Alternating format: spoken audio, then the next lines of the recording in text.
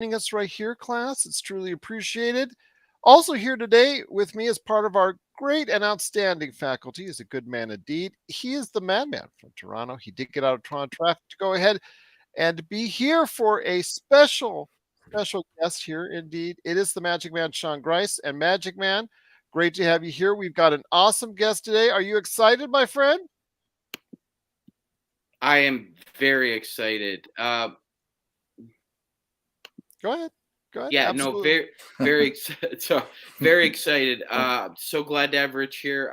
Rich, I've been a big fan of your work for a really long time. Thanks. I did enjoy the series Vinyl that was on HBO, and I think they really He's missed the mentioned it boat. 3 times Yeah, already. Yeah, they it's a really. real big bummer. It's one of my regrets. Well, Although it I had nothing shouldn't. to do with it. It had nothing to do with you, Rich. I just thought Yeah. HBO missed the boat on that one because it was a fantastic series, sir. I will Thank tell you you. though, it is great to have him here. Outstanding author, like Magic Man said, got a wider range of books that you need to check out, starting with this one. And it's called When the Game Was War, the NBA's greatest season. It is Rich Cohen. And Rich, great to have you here. I will mention throughout the interview today about exactly where you can get it, starting with Amazon, Barnes and Noble, but there's a ton of other places people can get the book as well. It basically details from everything that we were seeing and the excerpts and what was going on that 1987-88, in your opinion, without a doubt, is the greatest season ever. I know that people, of course, again, because of everything that came to play for the NBA, as far as from the what teams there were available that time, the players that were at the peak of their powers, the players that were just getting into the peak of their powers. But let me ask you first about the inspiration behind going ahead and creating such an outstanding book. Well, usually when I write about anything, I think it's something that was very intense from my own life. And Hmm. that was the year that I really fell in love with professional sports or Hmm. with professional basketball. I mean, professional sports. I'd watched pro basketball. I'm from Chicago. The Bulls had not had very good teams. And, I was really, at that period of time, the big thing in Chicago was the Bears and the Cubs were very, very good. And it was a special time in Chicago because you had, the 85 Bears. We had Ryan Sandberg, who played on the Cubs, and we had Michael Jordan. It was like an incredible time. And when I went back and tried to think what was so intense about that time, I realized it wasn't one of those years with like the greatest team of all time, like the Bulls in '96 or other teams that people mentioned, the '85 Celtics or whatever, as the greatest team of all time. It was that there were so many great dynasties that it aligned perfectly. I always think of it as like when all the planets line up every 70 years or something, from the sun out to the edge of the solar system, because the Celtics were getting old, but they were still the Celtics. They were still a great team. It was Larry Bird's most productive offensive year, I think. They had a very great playoff series against the Hawks. And the Lakers, arguably that year, maybe the greatest team of all time. It was their repeat. They won the second year in a row. And the Pistons, I think, were actually the best team that season, although they didn't really get credit for it. And they had this incredible thing where they really had almost 2 starting teams. Because if you knew that team, their bench was arguably better than their first team. And they were playing in a way that drove everybody crazy, which was very physical. And then that was when the Bulls just started to be the Bulls, because it's the first year Jordan won his MVP. The Bulls broke through and won 50 games finally. And Scottie Pippen, who would be so crucial, and Horace Grant, who was also crucial, who people don't remember as well, but he was hugely critical as a power forward for those Bulls' first dynasties. They were rookies that year. John Paxson was on the team. He was on the bench. And Phil Jackson was was an assistant coach.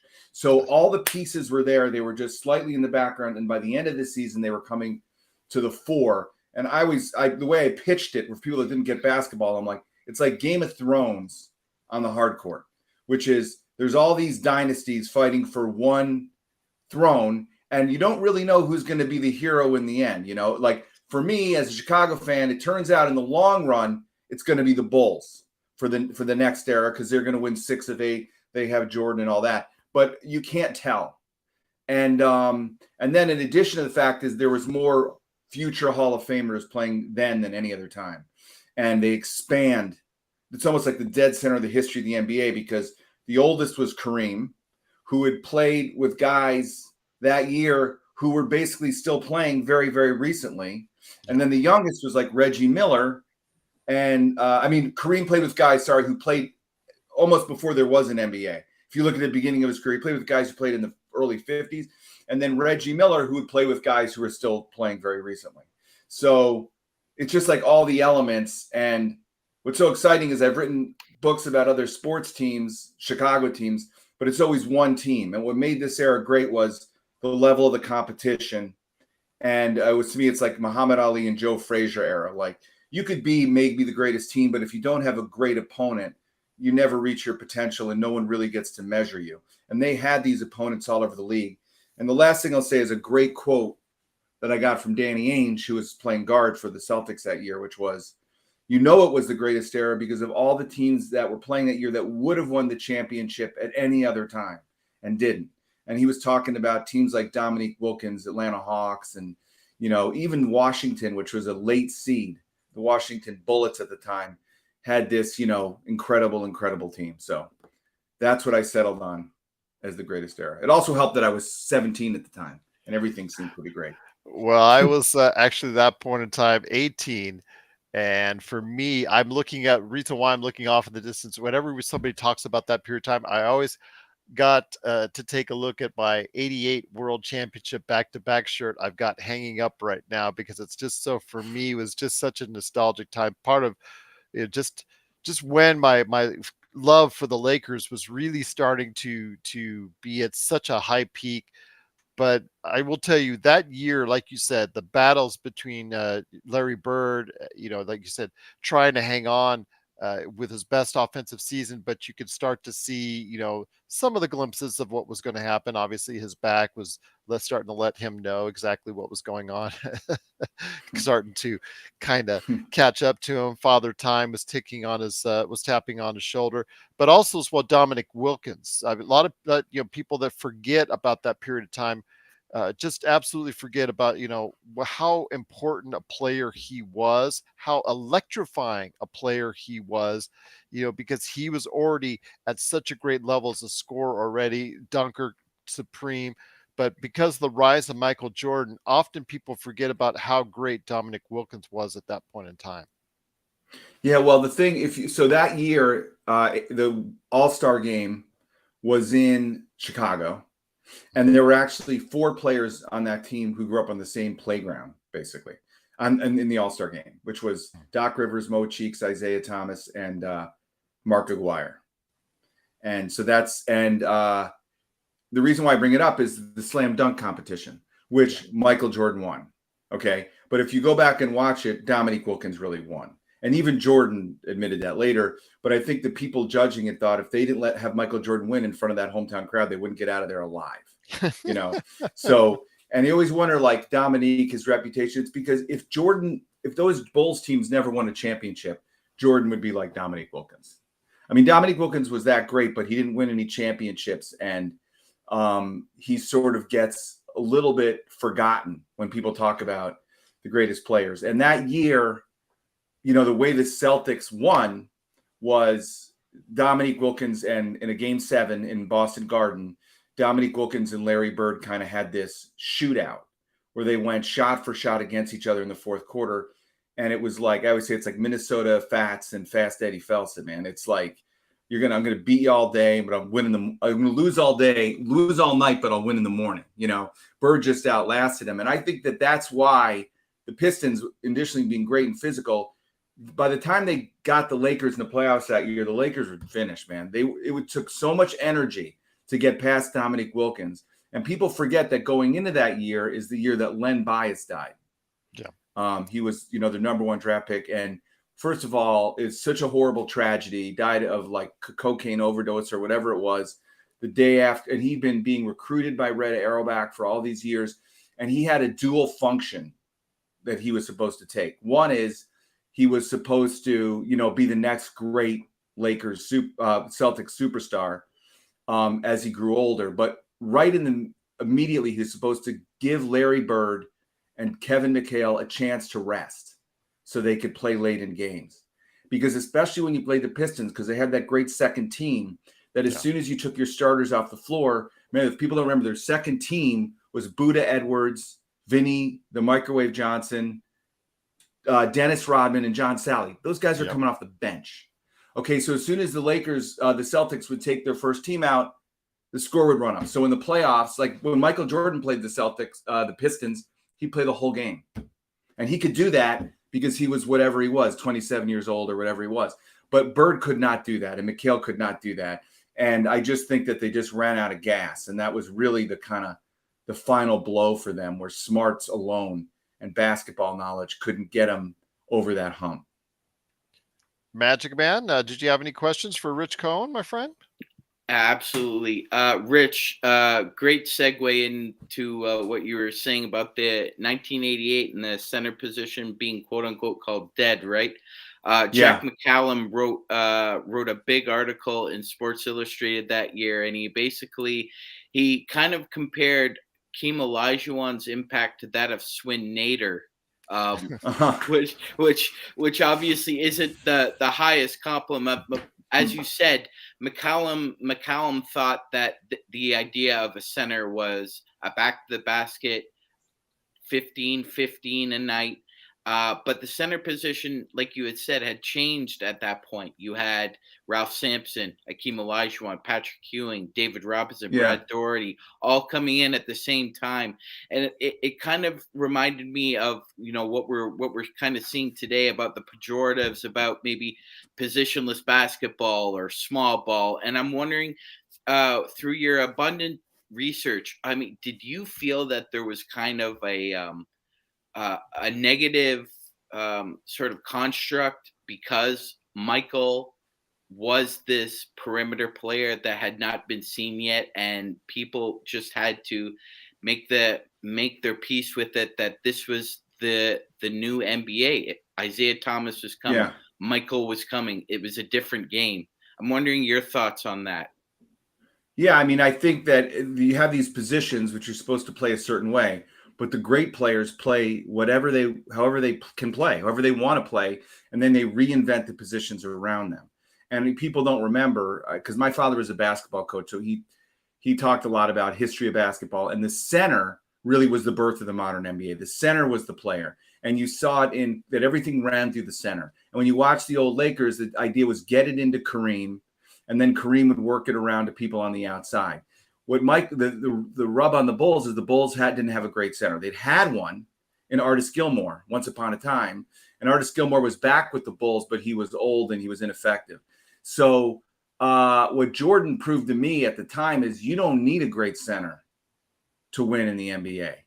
You have a good center. You need a good center like Bill Cartwright was, but you don't need Hakeem Olajuwon. I mean, a team with a player like Jordan, and then the other player that was sort of, there were a couple players then that really were a premonition of this current era, which is Scottie Pippen was really a swing player. He grew up playing point guard, and then he grew a foot or whatever in college, and they moved him to forward.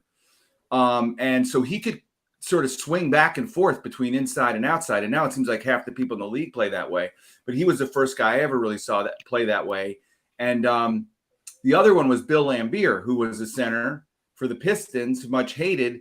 But if you watch Bill Laimbeer, he didn't play like any other center then. He set up at the top of the key, and he was more effective. He was good defending on the inside, but he was more effective shooting from the outside. He made a lot of outside shots, and he made three-point shots. So I do think that, and then there was other reasons why, but that was the beginning of the kind of new, kind of much faster basketball that probably started with the Lakers, actually, and that, everybody had to learn how to play.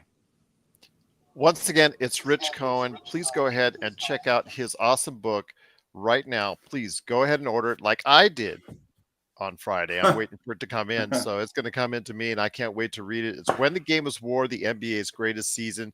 But also here today, good man indeed. I was going to ask a question from him because I know it's something he wanted to talk about when it concerns Len Bias, but he's here himself. It is Joe Sorrow from Ox 1947, LakersBall.com, and Simblades with a Y.com. Joe, great to have you here, my friend. Rich Cohen is here. Please go ahead and share your thoughts with him, my friend. The question is now yours. Thank you for sorry for being late. I'm around a lot of noise. I'm mobile at the moment. Everything in this goddamn town is loud. So I'm trying to get somewhere where it's quiet. But anyways, I Michael Cooper was quoted, I believe it was last week, that had Len Bias not passed, that they would not have been able to beat Boston.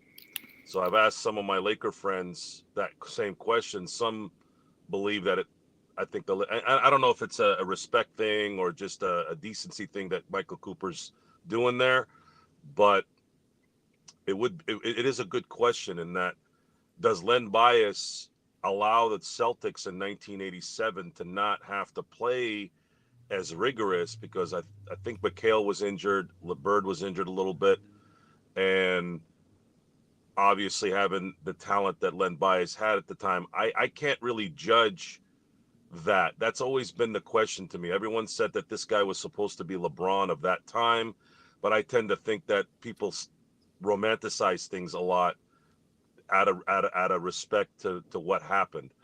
The real question is, and I was a little too young to really understand what was going on at the time, was Len Bias going to be a star? And if he was, does arguably the best Laker team win the title in '87?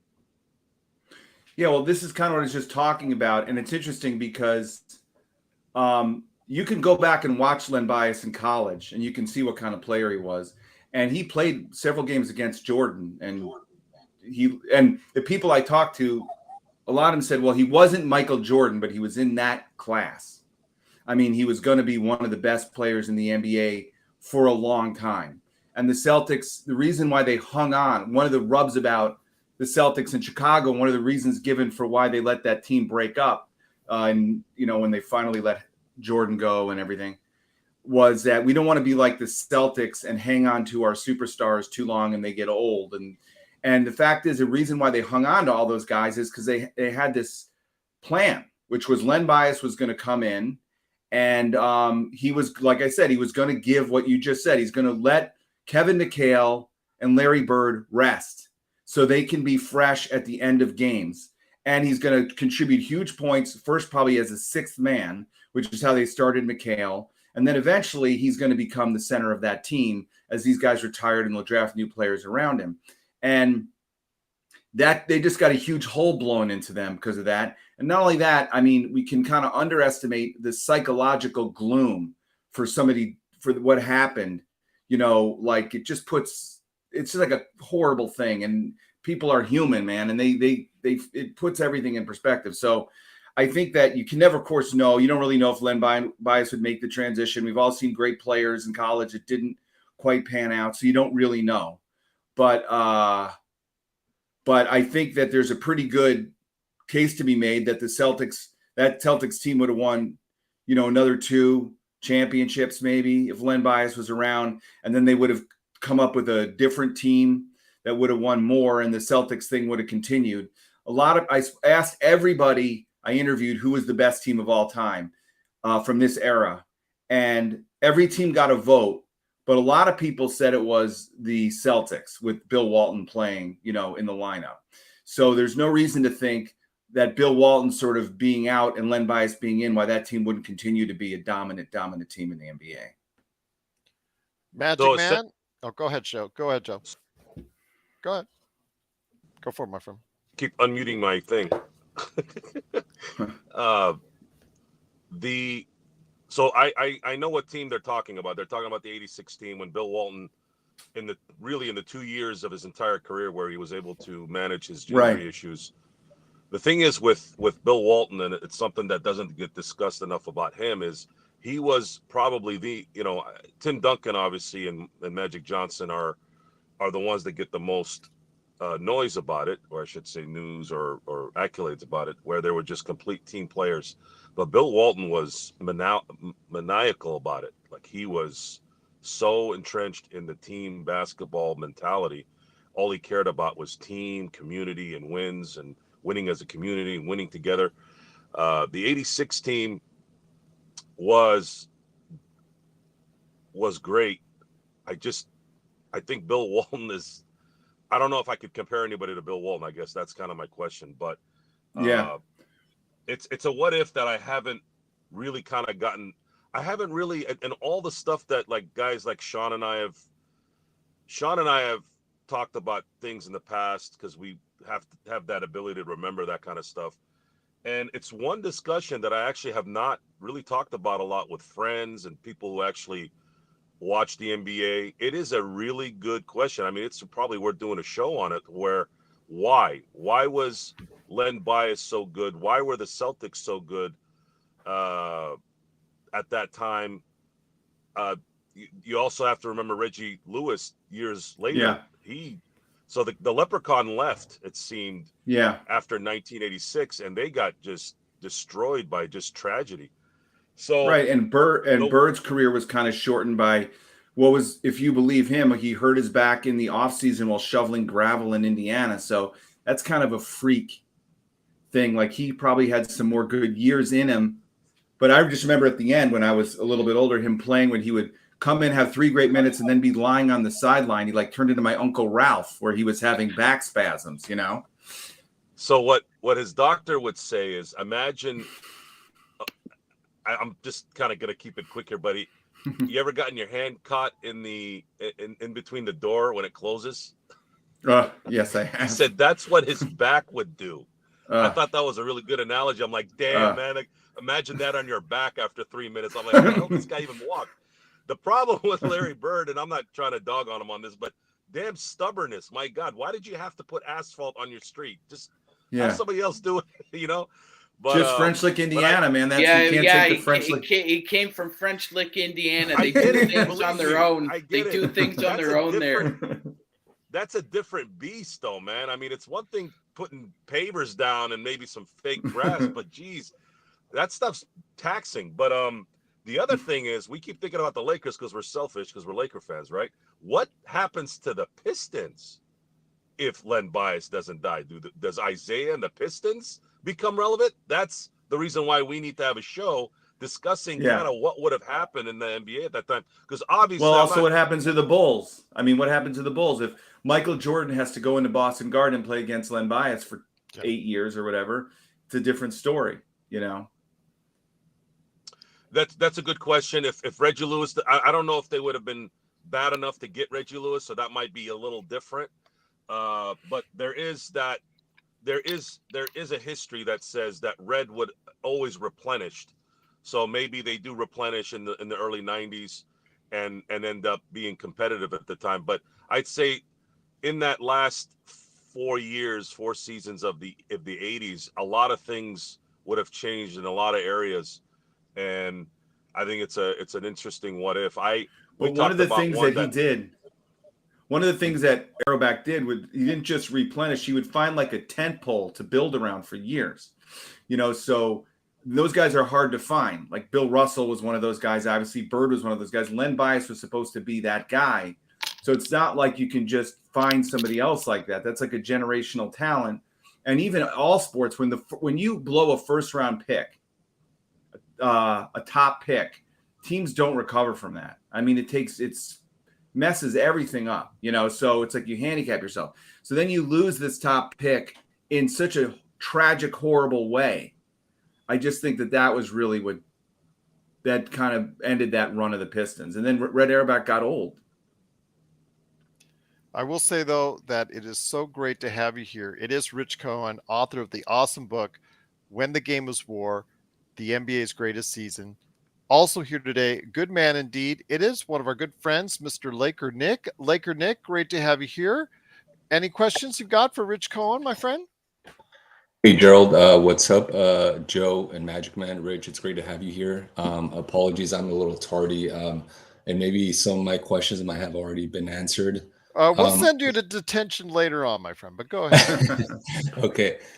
Rich, I was just actually more curious about the writing process for this book. You know, obviously 87, 88, this was before the advent of email and all that stuff. So I'm curious to know what sources you used. I assume you interviewed folks, you talked to different people. I'm curious to see what other primary sources you used in order to actually draft the book. Well, actually, weirdly, because there wasn't email and there weren't so many highlights and all that stuff, there's actually better biographical primary material because it was like a more written culture in some way. It depended more on writing. So I interviewed a ton of people. I watched all the games. But one of the really great things is each one of these teams was covered by 2 regular beat reporters who covered them every single day. So I was able to go back and read every single one of those stories and then watch the games with those stories in mind. And then in addition to that, there would be like the national reporter would come in or whatever.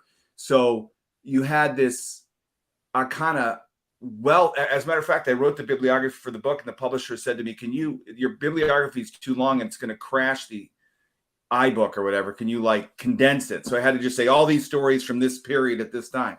So, but the best sources were watching the games. Every book I write, it's like a series of different sources. And then you it's like a rope. And then you weave them together and try to create some kind of a seamless narrative. And the idea is to create something that feels like a nonfiction novel. So it doesn't read like a history book. It reads like a novel. And the idea is that people who would have remembered these games while you're reading it would sort of forget who won and get into it again. And the way I organized the book is only 4 regular season games. And used each game as an occasion to introduce all the players on each team and then the playoffs and the finals. So the primary sources were the games themselves, the players and the coaches, and all the reporting at the time. Magic Man, up to you, my friend. Any more questions for Rich Cohen on his book, When the Game Was War? Yeah, absolutely. Rich, in the book, you write that you feel Isaiah Thomas was the toughest player, inch for inch, pound for pound, in NBA history. He was the only player on the greatest 50 of all time who was under 6 feet tall. In the 75 list, there were 2 other players added to him as well, Chris Paul and Allen Iverson. Now, I think AI is the toughest of all time, but I was reading your argument, and I gotta say it's kind of inarguable, like, to be honest, because Isaiah has the titles to prove it. I'm wondering when did you finally make the posit that yes, Zeke was the toughest of all time? Well, I remember on Facebook, somebody made a crack about Isaiah, and a guy that I grew up with talked about, and I said, hey, what about Isaiah doing this? And he goes, oh, fake, crocodile tears. And it's like, I realized, because I'm from Chicago, people hate Isaiah Thomas. They hate him. And it's like almost a religious hatred of this guy. And that sort of shocked me because I always loved Isaiah, because Isaiah's from Chicago, and he grew up on the playgrounds, and he played in a recognizably Chicago style. My father, like I said, played basketball, was a basketball coach, and he was from Brooklyn, and he grew up playing on the courts on Coney Island where they played the same way, which was like if you played one-on-one with my father, you could make a layup over him. This is when he was old and wearing loafers and a suit pants when he played you. If you made a layup over him, you were going to be slammed into the garage door and end the play on a heap on the garage. It was just part of the game, you know? So he recognized Isaiah early. And Isaiah came and played against our high school team. And I saw him when I was a kid, and he's very charismatic, great looking. And he looked very young. He looked like a kid, and he was so much smaller than everybody and so much better than everybody. So this is like in high school. So I started traveling around with my father to see him play in all these tournaments. And then I was a big college basketball fan, and I went and watched him. He'd come to Chicago, play against Northwestern. He played for Indiana. Everybody talks about the Magic versus Bird College NCAA championship, which was great, and I watched. But to me, just as exciting was Isaiah won at Indiana with Bob Knight. So I always had this idea, and Isaiah, I think what happened with Isaiah was he wanted to be the most beloved basketball player in Chicago. He grew up 2 blocks from Chicago Stadium, and he tried to get himself drafted by the Bulls, and he ended up on the Pistons. And he formed this personal rivalry or thing with Michael Jordan. It became personal. It became hatred. And in the whole lore of basketball, Michael Jordan became God, basically. And if you're the enemy of God, there's another name for that, which is the devil. And that's how he was like seen by so many people that I grew up with. But for me, the moment when I realized I felt the toughest, And I knew he was great because I knew when you were that small, you had to be not as good as you had to be better to compete at the same level. So the game that year, and this was the impetus of the book, and it's how I start the book, Game 6 of the 1988 NBA Finals in the LA Forum. Oh, was it in the Forum? I'm sort of spacing out. When it was in the Forum. Yeah, it was the Forum. It was the Forum. Yeah. I had to think for a second. When Isaiah rolled his ankle, and it looked to me as a kid like he broke his ankle. I mean, it looked very, very painful. It's the kind of thing that you watched in slow motion and you felt it in your stomach, and you just felt like that was it. He wasn't coming back. And he came back in that third quarter and he hit 25 points in the third quarter, which is still a playoff record. And he was making every kind of shot from everywhere. He was not a little guy who shot from the outside. He's a little guy who went inside. And then when I went back and watched the whole playoffs, I realized there were 2 different times in the course of that postseason where I believe Isaiah Thomas was unconscious when he got knocked out. And he would leave the game groggy, come back. My favorite is he came back in the round against the Bulls only because when he got to the locker room in Detroit, the locker room was locked and he couldn't get in because probably there'd been somebody stealing wallets. So he came back. Oh, against the Bulls. Yeah. Was that the game where Lambeer hit him in the balls?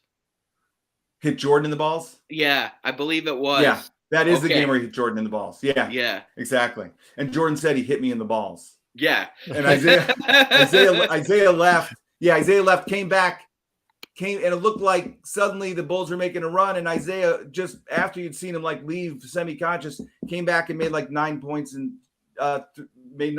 scored 9 points in 3 minutes or something. And the Bulls season was basically over. He basically ended it, So, and I think another guy that he played the way he played hurt in a way people probably now wouldn't play. So he shortened his career too. He was so beat up by the end of his career. And also the last thing I'll say about that is I believe that if Isaiah had been drafted by, let's say, the Lakers, he would have played in different kind of basketball. Anybody who'd seen him play knew that he was really a finesse player, that he could score 30 points a night, and that he did in his first few seasons. But he realized where they were in the East, the game was so violent. And to get to the finals, they had to go through the Celtics. And the Celtics had the biggest front line in NBA history with all Hall of Fame front line, with Parrish, Bird as the small guy on the front line, and McHale, that they had to get tough and they had to play that way to get by the Celtics. So, and he accepted that and said, this is going to be our way to become a great team. And we're not going to be able to play like the LA Lakers. I'm not going to be able to play like my friend Magic Johnson. I'm going to have to play, in a much rougher kind of basketball.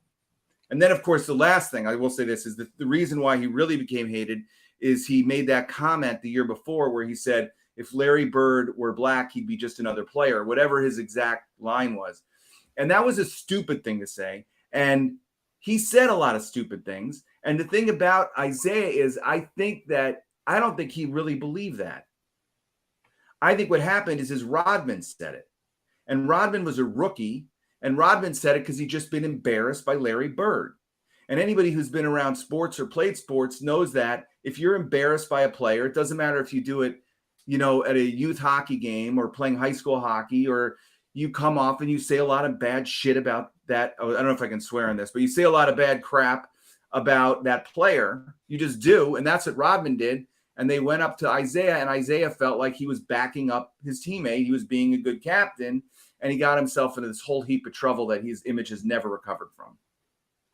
Well, it's just so fascinating because the fact that, you look at the rosters, your book really brings out as far as what was going on in the league at that time, but all the players, the history of the players that were involved in that season, even if you look farther and deeper, one of the things I was looking at as far as when I went into the rosters and looked at that period of time and reminded myself that it's one of the last places that you saw, or one of the last teams that you saw, Daryl Dawkins, who has such a history with this league for altogether different reasons. He was a center just going off of his last days with the Utah Jazz. But speaking of the Utah Jazz, you see the rise of John Stockton and Karl Malone. Just so many. You could go to any of the top teams in this Oh season yeah. and just point out, just the future greatness or the current greatness that was already there. Denver, who was the top team in their division, they had Alex English, just going on and on. They're as far as Doug Moe was already just having that this continual winner, high octane offense and all that. Just the sheer history of it, my friend. That's what this book brings out. I think is the best part about it. It's just it reminds people of just how great all those players were at various points in their career, and it all combined and it all came together in that one magical season. Yeah. And you really saw it was everybody talks about the Olympic dream team, but the team that Jordan was on, whatever it was in 84, is that the right year? Where it was the last sort of real amateur team. And don't even look at who was on that team. Look at who didn't make it, who got cut. Charles Barkley was cut. John Stockton was cut. I mean, they had, that was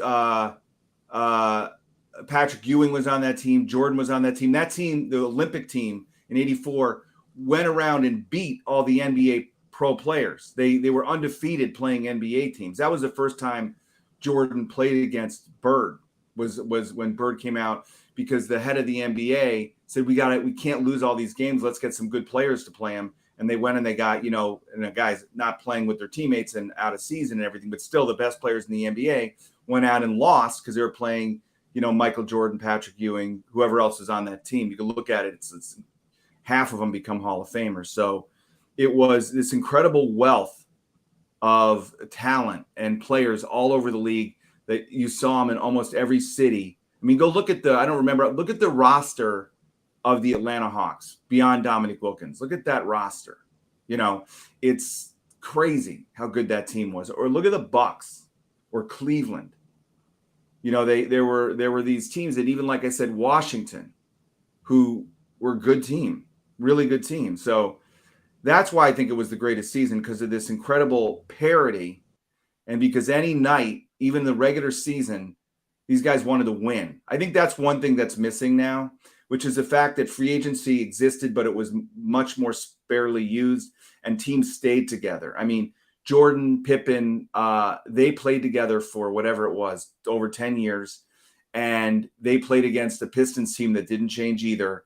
And they came to hate each other, just like you do when you play the same team again and again. That's what makes the playoffs so intense. These guys start to hate each other as the series go on. So that was like when the regular season would happen and the Bulls would play the Pistons, it was like a playoff game. And it was really super exciting. And they would give up their bodies and do stupid stuff because they couldn't stand to lose. And I think that to some degree is missing. And that's a problem, because when you have a very long season, you want to find a way to make all the games, important. And I think the key to that is rivalries. That's why, as a Chicago fan, like, we have these rivalries. The Bears, Packers, it doesn't matter if both those teams are 0-8. They're both going to, it's going to be a vicious, violent, tightly contested game. Or Michigan and Ohio State football, or anything like that. That's what that era had too. It had those rivalries. Joe, any thoughts for Rich on that? Well, they neutered the player in a lot of ways, and they don't allow the hatred to fester anymore. You literally can make a basketball play, and in the heat of the moment, they got to stop the game, go and, I was going to use another word, but it's a Sunday morning. I'm not going to do that. Waste our time for 40 minutes trying to make a call. If a flagrant foul, and we've discussed this, Rich, on the show plenty of times, how bad of a flagrant foul is it if you have to review it? Yeah. And when you do that, you just take the energy of the game out. And now, much like they've destroyed the NFL, the second you breathe on somebody, it's a penalty, and they always do it at the worst time so that it completely derails and kills any enthusiasm, kills anything out of that player, and that player will not do it again. And then he's always half a step behind because he's hesitant on being aggressive. And you take away the aggressiveness because of some idiot that threw food onto a court and it turned into a melee back in Detroit. We always have to use one crazy thing to justify 400 stupid things. That always drives me nuts.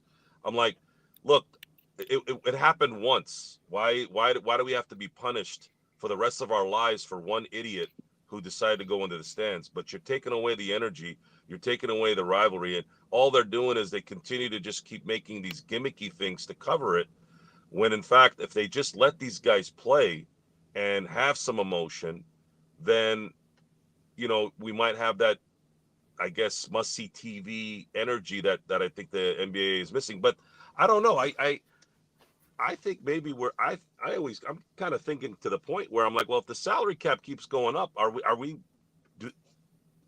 people not watching? Because I keep hearing one thing. It's kind of like, I live in California. Losing Joe Oh, I there. lost you. Yeah, but he was talking about, I guess, as far as, you know, the relationship to the game, what it was then to what it is Excuse now. me, did you guys? Yeah. Hello? Got you back, Joe. Go Hello, ahead. guys. Sorry, guys. I had a call come in and jack up my whole setup. Sorry. The salary cap. I hear things, but I hear things, but the numbers don't connect. So in California, I'll use an example of California.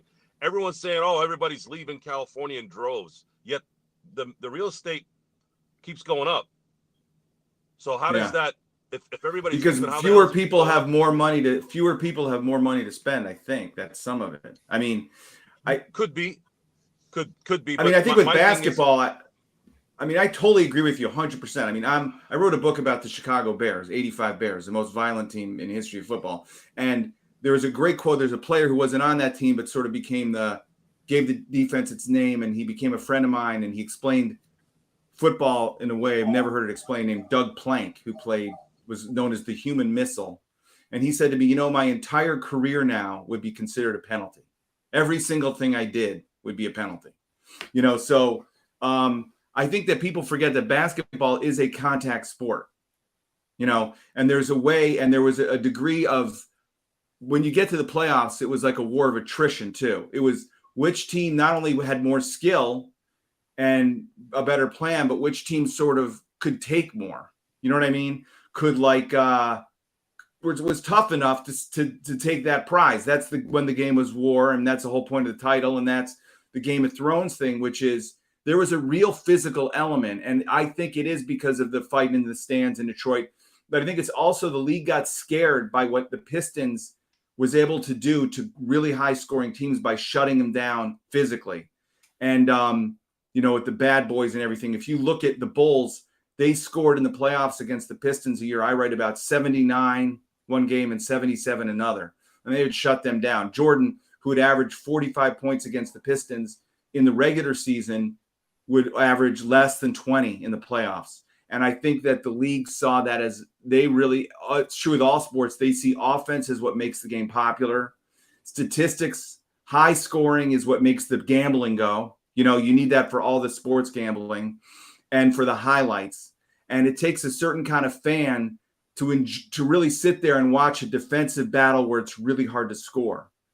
So what I find a shame is there's certain players you see them playing in college. They're great, and there's no place for them in the NBA because they can't play that kind of game. The kind of game they play doesn't exist in the NBA anymore. So I think that basically, and I think it's true of all sports because I've been watching the baseball and the football, the referees in all our sports are way too involved.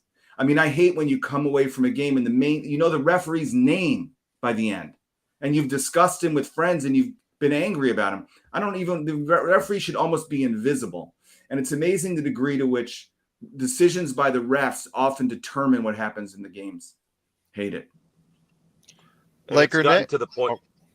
I'm sorry. It's gotten to the point where you don't want to be jaded and cynical, but I don't want to say it's fixed, but it's definitely somehow manipulated. And I had, in my high school, we had advisors for 4 years. Maybe every high school has that. One guy for 4 years, you kind of grow up with him. And ours, we had a great guy. He was like a character from a Frank Capra movie named Pete Burnside, who had pitched in the major leagues for 15 years in the golden age of baseball. And he insisted that the games were fixed. I mean, he was kind of crazy. He wasn't a crazy guy. And I'd say, how are they fixed? And he'd say, oh, by the refs.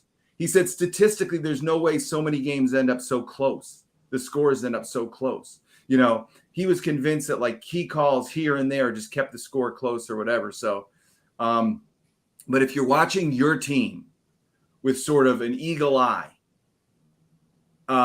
it just seems like there's a lot of calls that make absolutely no sense, especially now when you have the video replay. There should be, seems like there should be no mistakes at all. I don't know. So I can see how, I don't want to be cynical either, but when you're really emotionally involved and you see a call that makes no sense at all, it makes you suspect the worst.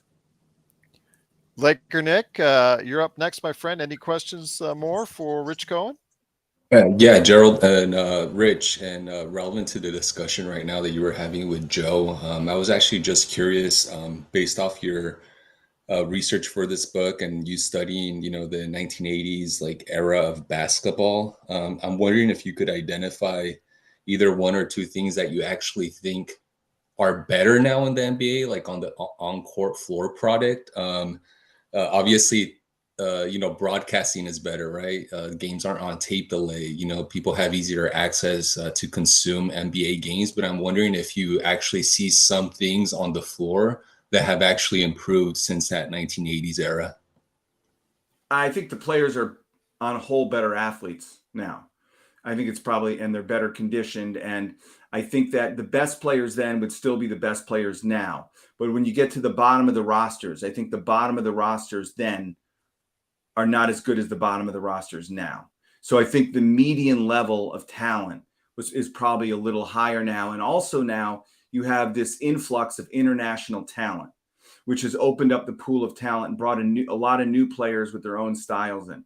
And I think that's been, and you just started to see it then. Actually, you just started. The first few guys were coming into the league from Germany and places like that. But once the Soviet Union fell, think about it, like that happened. The Berlin Wall fell. I think I was a senior in college. And I remember I went on a reporting trip to Lithuania. There's a lot of Lithuanian guys. There's a huge Lithuanian community in Chicago. And there are a lot of Chicago business guys then, Lithuanian origin descent, living there. And I went there to write a story about him. And I just was hanging out watching basketball like on a park. And I'm like, I assume they'd be bad. I mean, they had been behind the Iron Curtain. Like, how do they know? And the talent level was so high, of just this pickup game in the park.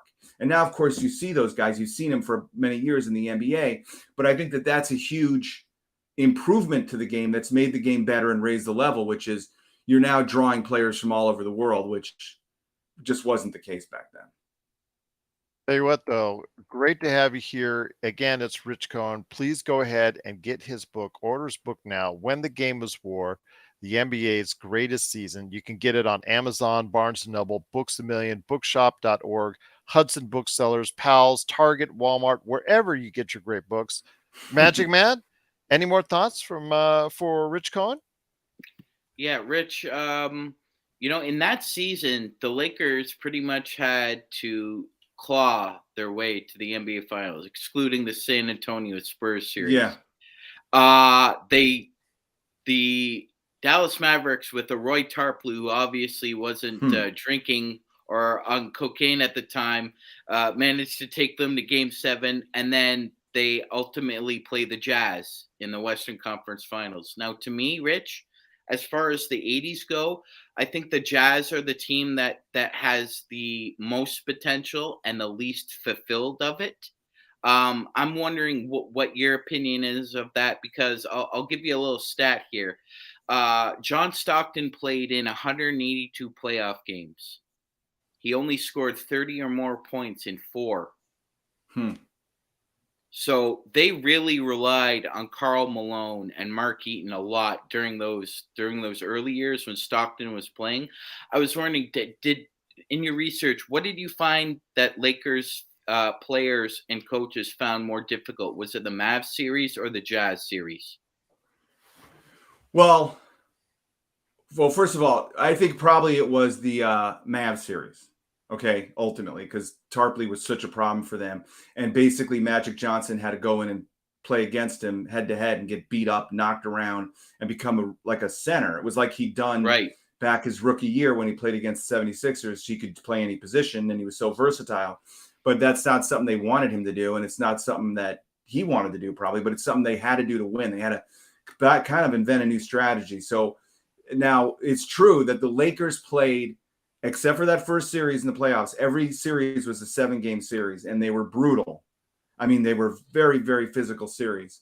And what people don't realize about the Lakers, because it's Showtime and they run and they're so fast, is that when called upon, they could be as physical as anybody, and they were very, very physically tough. I mean, and they just didn't play that way if they didn't have to play that way, and not how they preferred to play. But it's interesting because you realize, okay, so the Lakers won back-to-back, and no team had done it in like 16 years or something at that point. It'd been a long time. And you think, why is it so hard to play back-to-back? And you really saw it that year because, well, there's what Pat Riley called the disease of more, which is once you win the championship, everybody on your team wants more. They want more money. They want more minutes. They want more interviews. Everybody thinks they're a star, and we've all seen it. Like the 85 Bears, I always says my favorite. Like I figured out why the 85 Bears didn't repeat, and there were all these reasons. 12 guys on the 85 Bears after they won the Super Bowl opened bars. Everybody on the team opened a bar. And there's no way when most of your players own bars downtown that you're going to win the Super Bowl. So it's the same kind of thing. And so that requires leaders like, Magic and the coach to sort of keep everybody in line. And it's a little bit tougher than the Bulls when the Bulls did it, because the Bulls had one sort of alpha dog and nobody questioned it, which was Jordan. But the Lakers had, they had Magic, but they had a lot of really great players they were more like a band, and in a way, like many poles of power. So, and then you realize the other reason is that they play so many extra games. Their season is so much longer, and the games that they play in the playoffs are like 3 times more physical and tough than the regular season games. So it's almost like just to physically recover from that and then go and do it again becomes very, very, very physically hard. And I just think that the Lakers were able to do it, and then the Bulls did it like 3 times and 3 times. But it takes an insane kind of focus. And I think that as far as the Jazz go, that's a really interesting statistic about Stockton's points.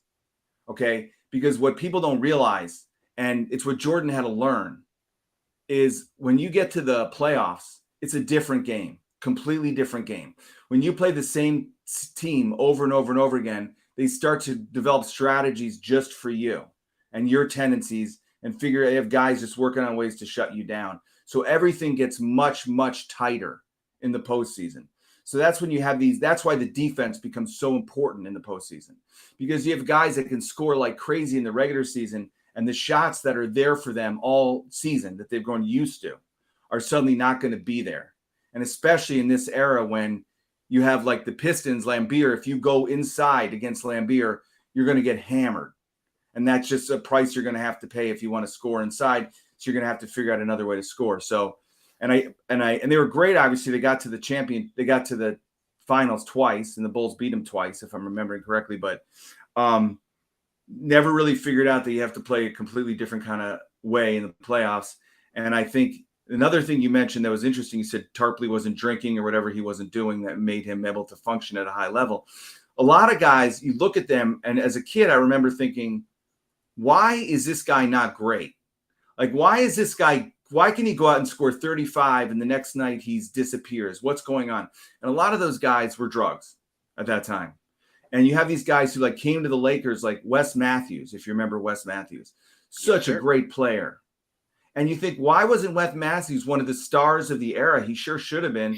And he had all these other problems that he was dealing with, that he, shortened his own, limited his own career. So then you realize that that's a huge part of it too, which you never account for, which is being able to sort of stay focused, not get tempted, and stay on this mission year after year after year, which Jordan was able to do, Magic was able to do, and Kareem was able to do, but a lot of guys can't do it. And that's a kind of talent in and of itself, I think. Last question from our audience is from Kurt Affair, who's been a great portion of our class today. Rich, what player from that era do you think would excel today, and vice versa? Who today would excel in that era? I think LeBron would excel in that era. I mean, LeBron, I could see very easily playing on the Pistons, or playing on any of these teams.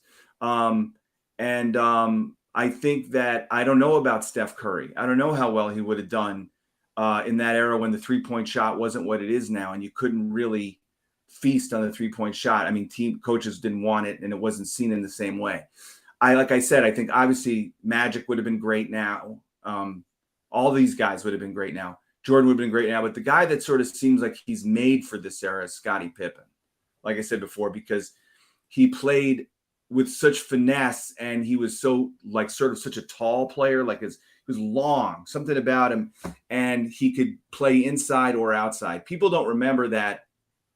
I think the year before this year, they had Mike as an experiment. Doug Collins had Michael Jordan play point guard for 20 games or something, and he almost averaged a triple-double a night. So, and just like I think the great players are the players that are very versatile and they can play any position. So just like Magic can go in and play center, he can play any position on the floor, and those guys would all excel now. And Jordan could probably play any position on the floor but center. Maybe, there's a great quote, one of my favorites, where Bobby Knight saw Jordan play as part of the Olympic team that he was the coach of in '84, and Bobby Knight was friends with the general manager of Seattle, and he said, "You got to draft this kid, Jordan. He's going to be the best ever."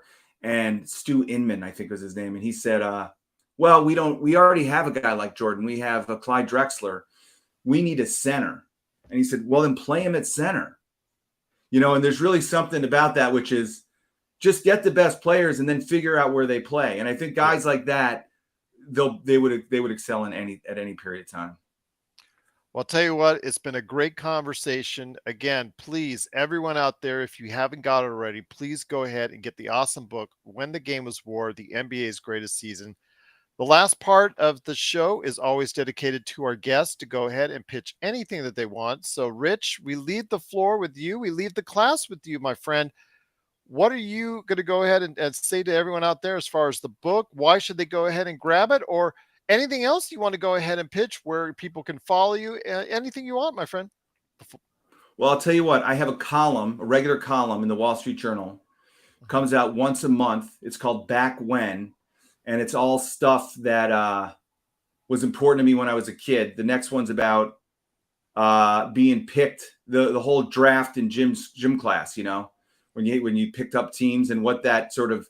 We all went through the NBA lottery personally at some point in gym. So it's about that. And the last one I wrote was about Bruce Springsteen. So it'd be cool if people check that out, and I wrote one of these about the 5 lessons you can learn from watching Michael Jordan finally overcome the Pistons. And the key one, I think, that I try to take to my life is basically don't lose your temper. Don't get drawn in, which is such a big part of sports, which is, I used to watch my father play my older brother in basketball. And it was like I don't know if you remember the movie, The Great Santini, but it was kind of like The Great Santini, those games and the way my father, who was getting older, would beat my brother is by taunting him. A father taunting his son until my brother went crazy. And it's like, that's what the Pistons were doing to the Bulls. And that's what everyone will try to do to you. So that's my big lesson and my takeaway from this season and life, which is don't let other people determine your mood. Stay with your plan and stay with your game. Otherwise, you're playing their game and you can't win their game. Please go ahead and get his book today. If you really want to go ahead and just uncover why 1987-88 is, in Rich's opinion, right there for you, the greatest NBA season. I can't disagree, because you look at all the teams, you look at all the players, the matchups, the games from that era. I remember it fondly. To me, I have to say it's one of the greatest Lakers seasons of all time. Absolutely, indeed. And you can tell why by checking out the book today. When the Game Was War, the NBA's Greatest Season. It's available everywhere you get your books. Rich, it's just been such a great pleasure having you on. Any last thoughts before we head on out? Enjoy the basketball season. It's coming. Oh, absolutely, absolutely. Rich, I just wanted to reiterate Gerald's thanks and Magic Man and Joe and Gerald, have been doing a lot of hard work with the Lakers Fast Break, and I think the community here is going to really benefit from your insights. I feel like we could talk to you and ask you questions all day. So thanks a lot for taking the time. And that's a handsome looking Telecaster right behind you, by the way. Thank you very much. Maybe after this call, I will plug it in and play some Rolling Stones tunes. Yeah, There or some you Bruce go. Springsteen. Or some Bruce Springsteen. Absolutely, Definitely. indeed. It is Rich Cohen. Please go ahead and check out his awesome book today, When the Game is War, the NBA's Greatest Season. Well, Rich, thank you so much for stopping by Lakers History 101. Everybody out there, truly cannot thank you enough for stopping by. Remember, we've got the game tomorrow. Brooklyn stops by to go ahead and actually face off against the Los Angeles Lakers in exhibition basketball tomorrow night at 6 p.m. Please go ahead and check that out. Playback.tv/Lakers Fast Break. And of course, we've got an awesome post game headed your way from all of us right here at the Lakers Fast Break podcast.